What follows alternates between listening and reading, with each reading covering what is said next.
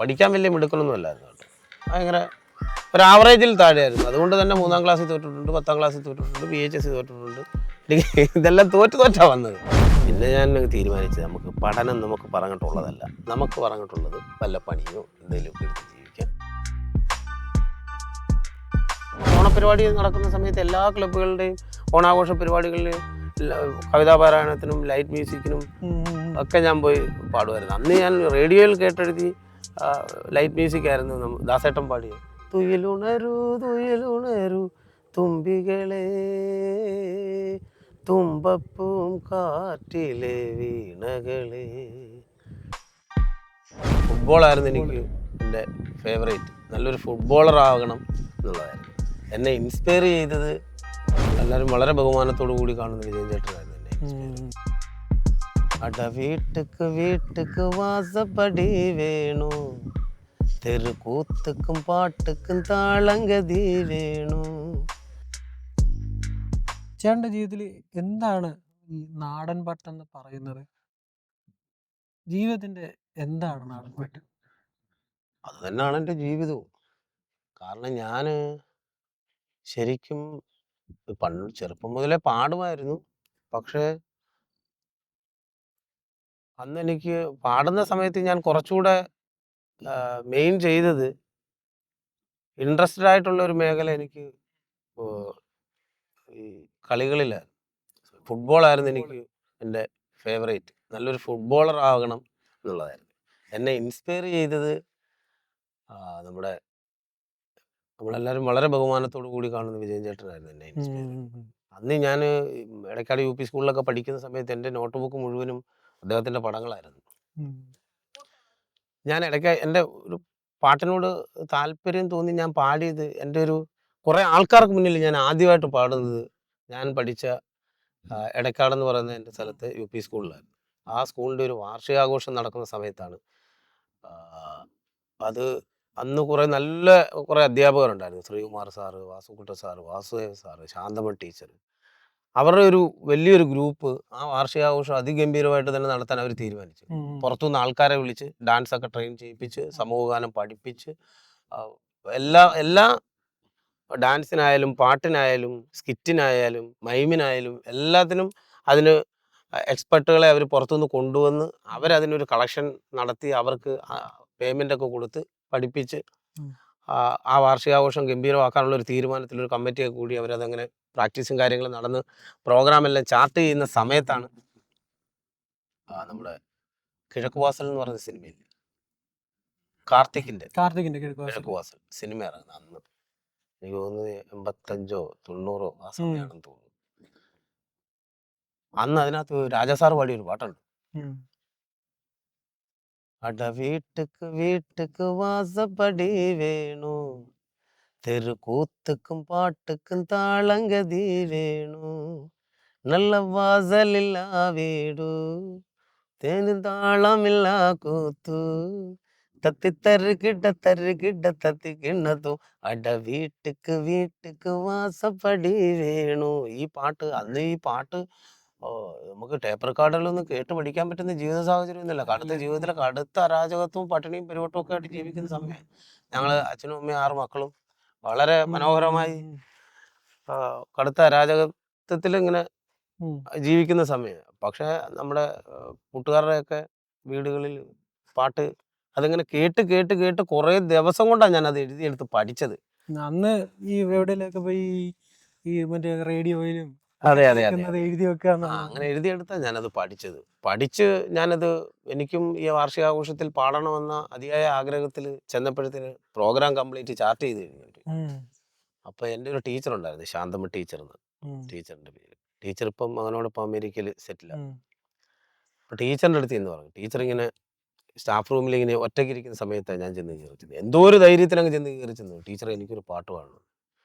എന്നാൽ നീ പാടിക്കോളാൻ പറഞ്ഞു. ഞാൻ പറഞ്ഞു അതിൽ ടീച്ചറെ ഈ സ്റ്റേജിൽ ഒരു പാട്ട് പാടും, അതിൽ നിനക്ക് പാടാൻ അറിയാമെന്ന് ചോദിച്ചു. ഞാൻ പറഞ്ഞു ഞാൻ പാടാം, എന്നാൽ നീ ഒന്ന് പാടാൻ പറഞ്ഞു.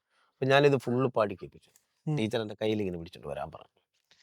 അവിടെ ചെന്ന് ശ്രീകുമാർ സാറേ ഇതാണ്ട് ഇവനെ കൊണ്ടൊരു പാട്ട് പാടിക്കണം. അതാരും ശ്രീകുമാർ സാർ പറഞ്ഞു, അയ്യോ ടീച്ചറെ ഫുള്ള് നമ്മൾ ചാർട്ട് ചെയ്ത് കഴിഞ്ഞു, പിന്നെ ഇതിനകത്ത് ഇനി ഗ്യാപ്പില്ല, അങ്ങനെ അതൊന്നും എനിക്കറിയേണ്ട കാര്യമില്ല. ഞാനിവന് വാക്ക് കൊടുത്തതാണ്. എനിക്ക് ആ വാക്ക് പാലിച്ചേ പറ്റത്തുള്ളൂ. ഉം. അതുകൊണ്ട് ഇവനെ കൊണ്ട് പാടിച്ചേ പറ്റത്തുള്ളൂ. എവിടെങ്കിലും ഒരു സ്പേസിൽ ഇവന് ഈ പാട്ട് പാടാൻ ഒരു 5 മിനിറ്റ് ടൈം കൊടുത്തേ പറ്റത്തുള്ളൂ. ഉം. ടീച്ചർ ഭയങ്കര പിടിവാശിക്കാരി. ഒരു ഉം. കാര്യം തീരുമാനിച്ചാൽ ആ തീരുമാനിച്ചതും കൊണ്ടേ പുള്ളിക്കാരത്തി വരത്തുള്ളൂ. ഉം. അങ്ങനെ അനാവശ്യമായ കാര്യങ്ങൾ ടീച്ചർ അങ്ങനെ തീരുമാനിക്കാറുമില്ല. അപ്പൊ ടീച്ചറിന്റെ പിടിവാശി കാരണം അവസാനം അതിന്റെ ഒരു ഗ്യാപ്പിൽ എനിക്കൊരു സ്പേസ് തന്നു. ഭയങ്കര ആളായിരുന്നു. ആദ്യമായിട്ട് കുറെ ആൾക്കാരുടെ മുന്നിൽ ഓർക്കസ്ട്ര ഒന്നുമില്ല, ഇതുപോലെ പച്ചക്ക് പാട്ട്. ആദ്യമായിട്ട് എന്നെ വേദിയിൽ കയറ്റി പാടിപ്പിച്ച ആളാണ് ടീച്ചർ. ഉം. ആ ടീച്ചർ പോലും വിചാരിച്ച് കാണിച്ചില്ല ഒരു പക്ഷെ ഞാൻ ഇങ്ങനെ ഒരു അവസ്ഥയിലേക്ക് സിനിമ പാടുമെന്നും ഒന്നും ടീച്ചറും വിചാരിച്ചിട്ടില്ല, അവിടെ ഞാനും വിചാരിച്ചിട്ടില്ല. അവിടെയും ഭാഗ്യം പറയും. ആ, ഞാനും വിചാരിച്ചിട്ടില്ല. പിന്നീട് ഈ കുറേ നാളുകൾക്ക് ശേഷം സിനിമയൊക്കെ പാടിയതിന് ശേഷം എൻ്റെ വീടിൻ്റെ അടുത്തൊരു അമ്പലത്തിൽ സപ്താഹത്തിന് അതിൻ്റെ സാംസ്കാരിക സമ്മേളനവുമായിട്ട് ബന്ധപ്പെട്ട് അവരെനിക്കൊരു ആദരവ് ഇങ്ങനെ വിളിച്ച് ഞാൻ അവിടെ ചെന്ന്. അപ്പം ഞാൻ ഈ കാര്യം മൊത്തം പറഞ്ഞു. ഞാൻ ആദ്യമായിട്ട് എന്നെ പാടിച്ച കാര്യങ്ങളെല്ലാം പറഞ്ഞപ്പം ടീച്ചർ അന്നേരം ആ വേദിയിലുണ്ട്. ഞാൻ കുറച്ച് കഴിഞ്ഞപ്പോൾ ഞാൻ വേദി വിട്ട് പുറകെ വന്നപ്പോൾ ടീച്ചർ അവിടെ ഇരിക്കുന്നു. എന്നെ ഇങ്ങനെ കെട്ടിപ്പിടിച്ചിട്ടുണ്ട്. നീ അതൊക്കെ ഓർക്കുന്നുണ്ടോ എന്ന് ചോദിച്ചു. കാരണം എൻ്റെ ജീവിതത്തിൽ നടന്നിട്ടുള്ള ഓരോ ഇൻസിഡൻറ്റുകളും നമ്മുടെ ജീവിതത്തിന് ടേണിംഗ് പോയിന്റ് ആയിട്ട് വന്നിട്ടുള്ള ഓരോ ഇൻസിഡൻറ്റുകളും എൻ്റെ മെമ്മറിയിൽ അന്നും ഇന്നും ഉണ്ടായിരുന്നു. പിന്നെ ഞാൻ വളരെ യാദൃച്ഛികമായിട്ടാണ് ഈ കുട്ടപ്പ സാറിൻ്റെ പാട്ടുകൾ കേൾക്കുന്നത്. ഡൈനാമിക് ആക്ഷൻ, അന്ന് ഡൈനാമിക് ആക്ഷൻ ഭയങ്കര ശക്തമായി നിൽക്കുന്ന ഒരു സമയമായിരുന്നു. അങ്ങനെ ഞാൻ ആദ്യമായിട്ട് ആ പാട്ടുകൾ കേൾക്കുന്നത് ഇത് നമ്മുടെ PRDSന്റെ ആസ്ഥാനം മന്ദിരമില്ലേ പൊയ്കയിൽ, അവിടെ വെച്ചിട്ടാണ്. അന്ന് കാസറ്റാ, CD ആയിട്ടില്ല. അന്ന് ഫുള്ള് കാസറ്റ്. ഇവർ ഈ കാസറ്റ് റെക്കോർഡ് ചെയ്തിട്ട് അന്ന് ഈ പിന്നെ അഭിജിത്ത് മുമ്പേ പറഞ്ഞതുപോലെ അന്ന് കംപ്ലീറ്റ് ട്രഡീഷണൽ ഇൻസ്ട്രുമെന്റ് വെച്ചിട്ട് ഡൈനാമിക് ആക്ഷൻ പ്രോഗ്രാം ചെയ്യുന്ന ഒരു കാലമാണ്. ഇത്തരത്തിലുള്ള ഒരു പ്രചാരം കിട്ടിയിട്ടുണ്ടോ എന്ന് എനിക്കറിയത്തില്ല. അവിടെ വെച്ചാണ് അവിചാരിതമായിട്ട് വലിയൊരു സ്റ്റാളിനകത്ത് ഇവർ ഈ കാസറ്റ് റെക്കോർഡ് ചെയ്തിട്ട് അതിൻ്റെ സെയിൽ നടക്കുക. ഈ പാട്ട് പ്ലേ ചെയ്തേക്കുക.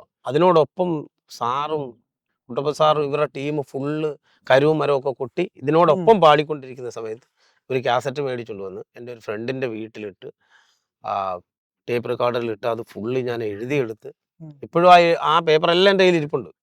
എഴുതിയെടുത്തിട്ട് അന്ന് ഞാൻ കുഞ്ഞു കുഞ്ഞു ക്ലബ്ബുകളിലൊക്കെ 500 രൂപയ്ക്ക് അന്ന് ഒരു കോങ്കോട്രമ്മൊക്കെ വെച്ചിട്ട് ഞാനും എൻ്റെ ഒരു ഫ്രണ്ടും മജു, എൻ്റെ ബാല്യകാല സുഹൃത്ത് മജു, ഷൈജു, ഞങ്ങൾ കുറച്ച് പേര് ഒരു കോങ്കോട്രമ്മ വായിക്കുന്നത് സുധാകരൻ എന്ന് പറയുന്ന നമ്മുടെ ഒരു ചേട്ടനായിരുന്നു. ട്രിപ്പിൾ അത് തന്നെ.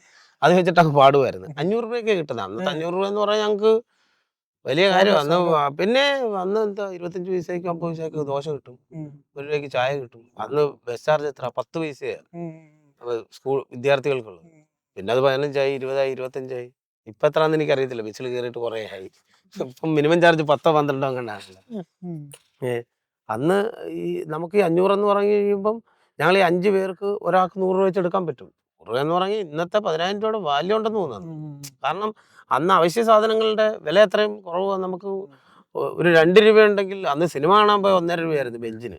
2 രൂപ ഉണ്ടെങ്കിൽ കസേരയിൽ ഇരുന്ന് ഇങ്ങനെ ചാരി ഇരുന്ന് നമുക്ക് സിനിമ കാണാൻ പറ്റും. കടമനാട് വിഷ്ണുവിലൊക്കെ ഒരുപാട് സിനിമകൾ കണ്ടിട്ടുള്ള ബെഞ്ചിലിരുന്ന്. അപ്പോൾ ഈ 500 രൂപ അങ്ങനെ ചെറിയ തോതിലൊക്കെ വല്ല ഓണത്തിനൊക്കെ പരിപാടി ചെയ്യും. പിന്നെ ഓണപരിപാടി നടക്കുന്ന സമയത്ത് എല്ലാ ക്ലബ്ബുകളുടെയും ഓണാഘോഷ പരിപാടികളിൽ കവിതാപാരായണത്തിനും ലൈറ്റ് മ്യൂസിക്കിനും ഒക്കെ ഞാൻ പോയി പാടുമായിരുന്നു. അന്ന് ഞാൻ റേഡിയോയിൽ കേട്ടെഴുതി ലൈറ്റ് മ്യൂസിക് ആയിരുന്നു ദാസേട്ടൻ പാടിയത്. തുയിലുണരൂ തുയിലുണരൂ തുമ്പികളെ, തുമ്പപ്പൂം കാറ്റിലെ വീണകളെ, തിരുവോണപ്പുലരി വന്നു തൃക്കാക്കര നട തുറന്നു, തിരുവോണപ്പുലരി വന്നു തൃക്കാക്കര നട തുറന്നു, കുരവയിട്ടു പാടി വരും കുരുവികളെ. ബാക്കി വരികൾ മറന്നുപോയി.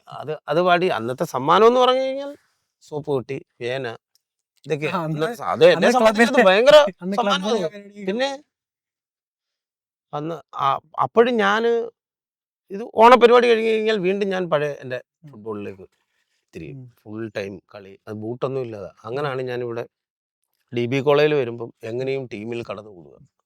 അപ്പോൾ ആദ്യത്തെ വർഷം എനിക്ക് കിട്ടിയില്ല. രണ്ടാമത്തെ വർഷം ആദ്യത്തെ വർഷം നമ്മുടെ ഒരു കൂട്ടുകാരൻ്റെ ബൂട്ടൊക്കെ സംഘടിപ്പിച്ച് വന്ന് സെലക്ഷൻ വന്നിട്ട് കിട്ടിയില്ല. രണ്ടാമത്തെ വർഷം ഞാൻ സെലക്ഷൻ കയറിയായിരുന്നു. അപ്പോൾ എങ്ങനെയും ഫുട്ബോൾ പ്ലെയർ ആകുക, എന്നുള്ളൊരു ഉം. കേരളം അല്ലെങ്കിൽ ഇന്ത്യക്ക് വേണ്ടി കളിക്കുക എന്നുള്ളൊരു അടങ്ങാത്ത ആഗ്രഹമായിരുന്നു. അവിടെ വെച്ചാണ് ഞാൻ സെവൻസ് ഒക്കെ കളിക്കാൻ പോയി. അന്ന് 250 രൂപ കിട്ടും സെവൻസ് കൂലിക്ക് കളിക്കാൻ പോയി. അങ്ങനെയൊക്കെ മുട്ടിൻ്റെ ചിരട്ടയൊക്കെ പൊട്ടി. ഉം. അപ്പോൾ നമുക്ക് മനസ്സിലായി അന്നത്തെ നമ്മളുടെ വീട്ടിലെ അവസ്ഥകൾ.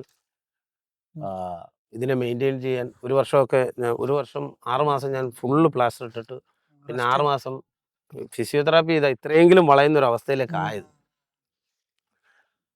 അപ്പോൾ പിന്നെ നമുക്ക് മനസ്സിലായി ഇത് നമ്മളുടെ ജീവിതത്തെ മുന്നോട്ട് കൊണ്ടുപോകാൻ പറ്റുന്ന ഒരു മേഖലയല്ല. കാരണം അതിനിപ്പുറത്ത് ബാക്കിംഗ് സപ്പോർട്ട് വേണം, നമ്മുടെ ഈ സമ്പത്ത് വേണം. ഇത്തരം അങ്ങ് കണ്ണാടിയൊക്കെ വെച്ചാൽ അങ്ങനെ കണ്ണിന് ഇടി കിട്ടി കാഴ്ചയ്ക്ക് പ്രശ്നമായിരുന്നു. കളിക്കാൻ പോയി. അപ്പം ഇതിനെല്ലാം പിന്നെ നമ്മൾ ഈ കളിക്കാൻ പോയി ഓരോ മെനെ ഒപ്പിച്ചുകൊണ്ട് വരുന്ന സമയത്തെല്ലാം ഇതിന് പൈസ കണ്ടെത്തുക എന്ന് പറയുന്നത് അമ്മയ്ക്കും അച്ഛനും ഭയങ്കര ഒരു ഭാരിച്ച ടെൻഷനായി മാറി. ബാക്കി എല്ലാവരും പഠിപ്പിക്കണം. അച്ഛൻ മേശിരിപ്പണിയായിരുന്നു, അമ്മ അത്യാവശ്യം ഈ ഇറയുടെ പണികൾ ചെയ്യും. ഇതുകൊണ്ടാണ് ഇവരുടെ ഈ രണ്ടുപേരുടെ ഈ തുച്ഛമായ വരുമാനത്തിൽ നിന്ന് വേണം ചേച്ചിയെ പഠിപ്പിക്കണം, എന്നെ പഠിപ്പിക്കണം, ചേട്ടനെ പഠിപ്പിക്കണം, എല്ലാവരും അവർ പഠിപ്പിച്ചു എന്നുള്ളതാണ്. അതെ, എൻ്റെ അപ്പനും അമ്മയും അത്രയും കഷ്ടപ്പെട്ട് എല്ലാവരും പഠിപ്പിച്ചു. പ്രാധാന്യം അത് ഞങ്ങളുടെ അപ്പൻ അത്യാവശ്യം നന്നായിട്ട് വായിക്കുമായിരുന്നു. എൻ്റെ അപ്പൻ്റെ വലിയ ആഗ്രഹമായിരുന്നു. അദ്ദേഹത്തിന് പറ്റാത്തത് എൻ്റെ അമ്മയ്ക്കും പറ്റാത്തത് എൻ്റെ മക്കളെ കൊണ്ട് ചെയ്യിപ്പിക്കണമെന്ന്. അതുകൊണ്ട് എല്ലാവരെയും പൊതുസമൂഹത്തിൻ്റെ മുന്നിൽ ഇറങ്ങി നിന്നാൽ ഒരിക്കലും നാണം കെടാത്ത രീതിയിലുള്ള വിദ്യാഭ്യാസം ചെയ്യിപ്പിച്ചു. അപ്പം ഞാൻ ആലോചിച്ചപ്പോഴത്തേന് ഇത് നമുക്ക് മുന്നോട്ട് കൊണ്ടുപോയാൽ ഇത് നമുക്കൊരു സ്ഥായിയായ ലൈഫ് ഉണ്ടാകത്തില്ല എന്നുള്ള തിരിച്ചറിവ് ആണ്. അങ്ങനെയാണ് ബാനർജി അവിചാരിതമായി നമ്മുടെ ലൈഫിലേക്ക് വരുന്നതും. അത് കോളേജ് വന്നിട്ടാണോ അതിന് മുമ്പേ പരിചയം ഉണ്ടായിരുന്നു? ഇല്ല, ഞാൻ അതിന് മുമ്പ് ബാനർജിയെ പരിചയപ്പെടുന്നത് ഞാൻ VHSക്ക് ശാസ്താട, എൻ്റെ ഹൈസ്കൂൾ വിദ്യാഭ്യാസമൊക്കെ ഞാൻ ശാസ്താട ജയജ്യോതി ഹൈസ്കൂളിലായിരുന്നു. അവിടെ തന്നെ പിന്നെ VHS വന്നായിരുന്നു. 10 വരെ ഞാൻ ജയജ്യോതി സ്കൂളിലാണ്. പഠിക്കാൻ വലിയ മിടുക്കനൊന്നും അല്ലായിരുന്നു കേട്ടോ. ഭയങ്കര ഒരു ആവറേജിൽ താഴെയായിരുന്നു. അതുകൊണ്ട് തന്നെ 3ാം ക്ലാസ്സിൽ തോറ്റിട്ടുണ്ട്, 10ാം ക്ലാസ്സിൽ തോറ്റിട്ടുണ്ട്, VHS തോറ്റിട്ടുണ്ട്. ഇതെല്ലാം തോറ്റാ വന്നത് ഞാൻ. അപ്പം അവിടെ തന്നെ ആയിരുന്നു VHSക്ക് പഠിക്കുന്നത്. അവിടെ അന്ന് VHS ഒക്കെ ബോർഡായിരുന്നു. VHSക്ക് സെപ്പറേറ്റ് ആയിരുന്നു കലോത്സവം. അവർക്ക് സെപ്പറേറ്റ് കലോത്സവമായിരുന്നു. ഇന്ന് CBSEക്കാരുടെ സെപ്പറേറ്റ് കലോത്സവം പോലെ VHSക്ക് സെപ്പറേറ്റ് കലോത്സവമായിരുന്നു. ആ കലോത്സവത്തിൽ നാടകം പഠിപ്പിക്കാൻ വന്നേ പ്രകാശ് കുട്ടണ്ണൻ, ബാനർജി, പത്മേന്ദ്ര പ്രസാദ്, സുധി ഇട്ടിയന്നവർ. അങ്ങനെ ഞാൻ ഇവരെ പരിചയപ്പെടുന്നത്. സ്വാതന്ത്ര്യത്തിൻ്റെ 50ാം അടിയന്തരം എന്നും പറഞ്ഞൊരു നാടകമായിരുന്നു. ആ നാടകം ഞങ്ങൾ ആ ബോർഡ് മത്സരത്തിൽ ഞങ്ങൾ സ്റ്റേറ്റ് വിൻ ചെയ്തായിരുന്നു. അന്ന് നടൻ KPC സണ്ണി സാറിൽ നിന്നാണ് ഞങ്ങൾ സമ്മാനം ഏറ്റുവാങ്ങിയത്. അപ്പോൾ അങ്ങനെ ഞാൻ ബാനർജിയെ പരിചയപ്പെടുന്നത്. അങ്ങനെ ഞാൻ VHSക്ക് അങ്ങ് തോറ്റിട്ട് പിന്നെ പഠനം ഇവിടെ വെച്ച് സ്റ്റോപ്പ് ചെയ്യാം, നമുക്ക് പറ്റുന്ന സാധനമല്ല എന്നുള്ളത്. എന്നാലും എനിക്ക് 3 വിഷയം കിട്ടിയായിരുന്നു കേട്ടോ. ബാക്കി ഒരു പ്രാക്ടിക്കൽ അടക്കം 3 വിഷയം കിട്ടി. ബാക്കി ഒരു ഇംഗ്ലീഷ്, കെമിസ്ട്രി, ഫിസിക്സ്, മാത്തമാറ്റിക്സ് ഈ 4 പേപ്പർ പോയി. പിന്നെ ഞാൻ തീരുമാനിച്ചത് നമുക്ക് പറഞ്ഞിട്ടുള്ളതല്ല, നമുക്ക് പറഞ്ഞിട്ടുള്ളത് വല്ല പണിയോ എന്തെങ്കിലുമൊക്കെ എടുത്ത് ജീവിക്കാം. അതിന് പ്രകാരം ഞാൻ പിന്നെ അന്ന് പന്തൽ പണിയുള്ള സമയം, കല്യാണം, അത് അന്നത്തെ കല്യാണം എന്നൊക്കെ പറഞ്ഞു കഴിഞ്ഞാൽ നമ്മുടെ ഓഡിറ്റോറിയം ഇല്ല, വീടിന്റെ ഫ്രണ്ടിൽ പന്തലിട്ടിട്ട് കല്യാണം ഉറപ്പിച്ചു കഴിഞ്ഞാൽ നമ്മുടെ ചുറ്റുവട്ടത്തുള്ള അയൽവക്കക്കാർ കംപ്ലീറ്റ് ആ വീട്ടിൽ കാണും. അതായത് നാടിന്റെ ഭയങ്കര ഒരു ആഘോഷം ഒരു വീട്ടിലെ കല്യാണം. ഒരു പെൺകുട്ടിയെ കല്യാണം കഴിച്ച് അയക്കുക എന്ന് പറയുമ്പോൾ ഞങ്ങളുടെയും കൂടി ഉത്തരവാദിത്വമാണ്. ഞങ്ങൾക്ക് കൂടി അത് ഞങ്ങളെ കൊണ്ട് കഴിയുന്ന രീതിയിലുള്ള ഫിസിക്കലി ഉള്ള ഹെൽപ്പ് ഞങ്ങളും കൂടി ചെയ്യണം എന്ന് ചിന്തിക്കുന്ന ഒരു കാലത്തിൽ എല്ലാവരും കൂടി വരും. കൂട്ടായ്മ ഒരുപാടുണ്ട്, കാര്യങ്ങൾ ഇഷ്ടം പോലെ. ക്ലബ്ബൊന്നും അല്ലെന്ന്, അയൽവക്കാർ മൊത്തം അങ്ങനെ അത് ജാതിമത ഭേദമന്യേ എല്ലാവരും വരും. കാരണം അതൊരു പെൺകുട്ടിയെ വേറൊരു വീട്ടിലേക്ക് പറഞ്ഞയക്കും. അത് അവൾക്ക് ഹെൽപ്പ് ചെയ്യേണ്ടത്, ആ വീടിനെ ഹെൽപ്പ് ചെയ്യേണ്ടത്, സമ്പത്തുപരമായിട്ടും ഫിസിക്കലിയും അവരെ ഹെൽപ്പ് ചെയ്യേണ്ടതിന്റെ ഒരു ഉത്തരവാദിത്വം ഉണ്ടെന്നുള്ളൊരു ബോധം. ഇന്നിപ്പം എല്ലാം ഓഡിറ്റോറിയത്തിൽ എല്ലാം ഇവന്റ് മാനേജ്മെന്റിന് കൊടുക്കുന്നു, സമയമാകുമ്പോൾ നമ്മൾ ചെല്ലുന്ന ഒരു സെറ്റപ്പ്. മറ്റേ അതല്ലല്ലോ.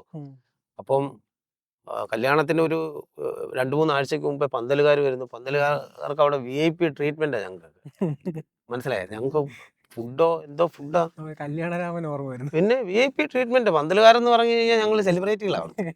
ഞങ്ങളുടെ വേഷമൊക്കെ കുറെ ആയിരിക്കും, പക്ഷെ ഞങ്ങൾ അവിടെ ചെന്നിറങ്ങുന്നു. ഉടനെ ആ പെണ്ണിന്റെ അച്ഛൻ വരുന്നു. ആദ്യത്തെ പന്തലിന്റെ ഫസ്റ്റ് തൂണിടുമ്പോൾ ഉള്ള ഒരു ദക്ഷിണ, അത് കഴിഞ്ഞ് പിന്നെ അതിന്റെ മേച്ചില്, വെള്ളവിരി, പിന്നെ പാചകം. നമ്മളെ ദുര്യോധന ഡെക്കറേഷൻ എന്ന് പറയുന്നൊരു ഡെക്കറേഷൻ ഉണ്ടായിരുന്നു. മുരളി എന്ന് പറയുന്നൊരു ചേട്ടന്റെ. അന്ന് എനിക്ക് എത്ര 125 രൂപ അന്ന് ശമ്പളമുണ്ട്. പാചകത്തിനൂടെ 150 രൂപ. പാചകത്തിനൂടെ നിന്ന് കഴിഞ്ഞാൽ 250 രൂപ ശമ്പളം. പാചകം നമുക്ക് പാചകിക്കാൻ അറിയത്തില്ല, ഇത് ഇളക്കാനൊക്കെ. അങ്ങനെ ഫുൾ ടൈം. പിന്നെ പന്തൽ പണിയായിരുന്നു. കാരണം വീടിന്റെ സാഹചര്യങ്ങളൊക്കെ അത്ര ഇതായതുകൊണ്ട് പിന്നെ അനിയൻ പഠിക്കാനൊക്കെ തുടങ്ങി. അവനും പഠിച്ചുകൊണ്ടിരിക്കുക.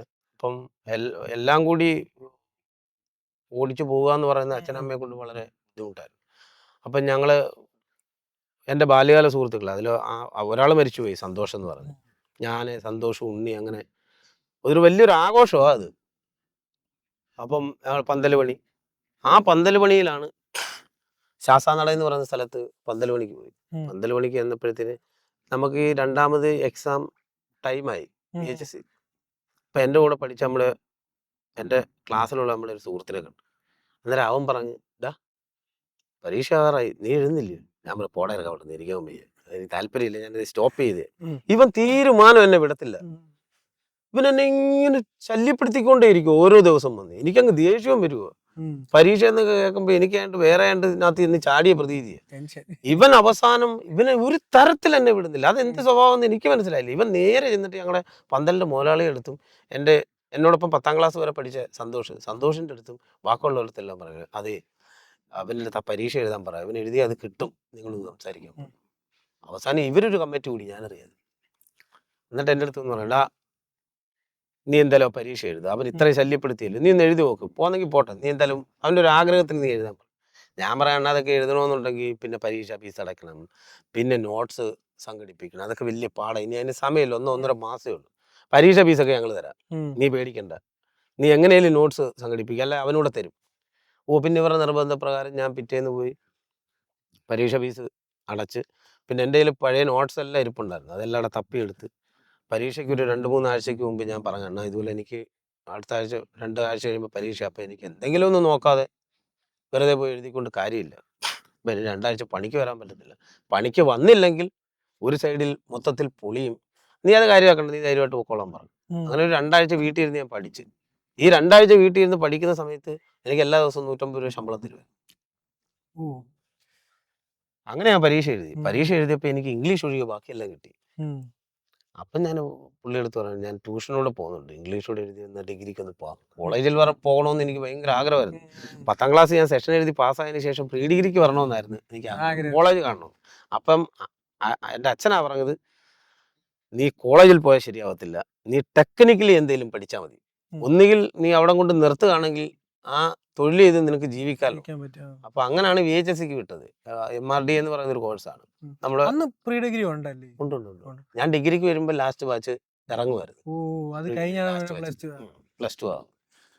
അങ്ങനെ പിന്നെ ഞാൻ ഇംഗ്ലീഷിന്റെ ക്ലാസ്സിന് ഇവിടെ ഭരണിക്കാവ് ഇന്ത്യൻസ് എന്ന് പറയുന്ന ട്യൂട്ടോറിയൽ ഇംഗ്ലീഷിന്റെ ക്ലാസ്സിന് വന്ന് അതിനോടൊപ്പം തന്നെ പന്തൽ പണിക്കും പോകുന്നുണ്ട്. ഞാൻ ചെയ്യാത്ത ജോലികളൊന്നുമില്ല. പന്തൽ പണിക്ക് പോയിട്ടുണ്ട്, പിന്നെ ടാപ്പിങ്ങിന് പോയിട്ടുണ്ട്, മൈക്കാട് പണിക്ക്, റബ്ബർ ടാപ്പിംഗ്, മൈക്കാട് പണിക്ക് പോയിട്ടുണ്ട്.